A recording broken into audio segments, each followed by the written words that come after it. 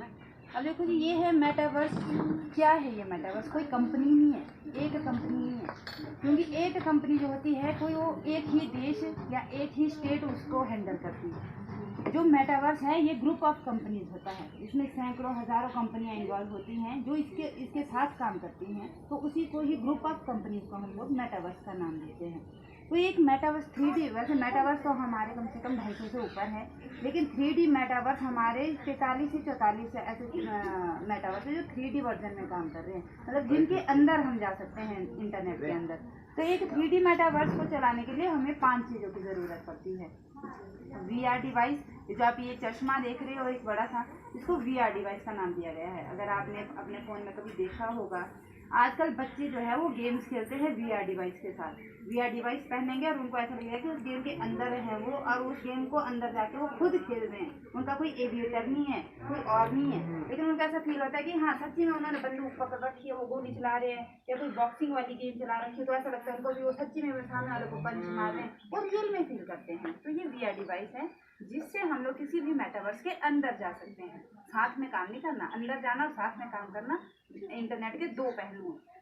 दूसरा आ गया augmented reality, जो मैंने आपको भी बताया कि रियल में फील करना है किसी चीज़ को। हम फिजिकली यहाँ पे बैठे हुए हैं, लेकिन हम लोग कहाँ पे, मान लीजिए अभी मुझे दिल्ली में कोई मॉल है, मुझे वहाँ की कोई शॉपिंग करनी है, लेकिन मैं जा नहीं सकती, अभी मेरे स्कूल से ऊपर है, मैं जा नहीं सकती। तो मैं VR डिवाइस की मदद से घर पे बैठ के, सिर्फ VR डिवाइस होगा, मैं दिल्ली के मॉल के अंदर एंटर करूँगी।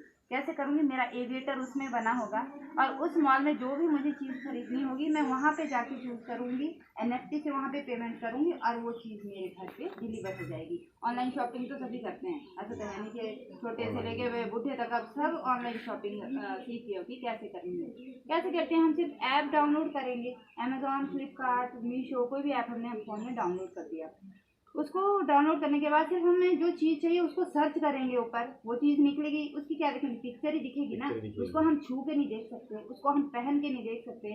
हमें कलर का भी तभी पता चलेगा कि कैसा कलर आया। वहाँ पे तो फोटो में कुछ और कलर है, ऑनलाइन के बाद जब घर पे डिलीवर होता है तो हमें पता चलता है कि कलर ही चेंज होकर आ गया हुआ है।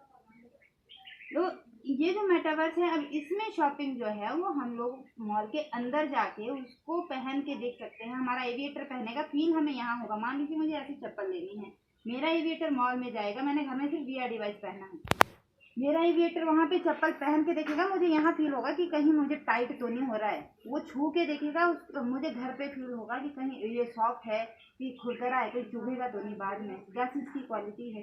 तो ये सारा हमारा मेटावर्स के इंटरनेट के अंदर जाके काम होने वाला है। और जैसे ही 5G हमारा शुरू होगा, AI, देखिए एक जो हमारा मेटावर्स है, 3D मेटावर्स है, तो जैसे हम लोग यहाँ पे इंसान रहते हैं, सभी में अलग अलग दिमाग सब में है, किसी में कम है, किसी में ज़्यादा है, वैसे ही मशीनों का भी AI दिमाग है। AI आर्टिफिशियल इंटेलिजेंस, मतलब मशीनों का दिमाग। अब जो नई जो भी मशीनरी आ रही है वो सारी हमारी AI टेक्नोलॉजी पर ही बेस्ड है। आपके फ़ोन में भी AI है। AI आपके जो WhatsApp है उसमें भी लिखा हुआ आ गया है, what you want can ask. AI लिखा है और साथ में लिखा है what you want can ask, मतलब आपको जो भी चाहिए आप इसमें पूछ सकते हो। जैसे ही आप उसमें कुछ भी सर्च करोगे, क्वेश्चन डालोगे या कोई एड्रेस पूछोगे, तो तुरंत आपको एकदम से उसका जवाब मिल जाएगा। तो ये AI है। टेक्नोलॉजी ब्लॉकचेन का मतलब, चेन से मतलब ये नहीं है कि हम एक दूसरे को आगे से आगे जोड़ते जाएंगे, चेन बनाते जाएंगे। ब्लॉकचेन का मतलब होता है, जैसे आप अगर बैंक में पुराने समय में जाते थे, कंप्यूटर नहीं होता था उस टाइम, वहाँ पे सिर्फ रजिस्टर पे काम होता था, उसको बही खाता बोला जाता था, उसमें सारा रिकॉर्ड हमारा जो है वो सेव होता था।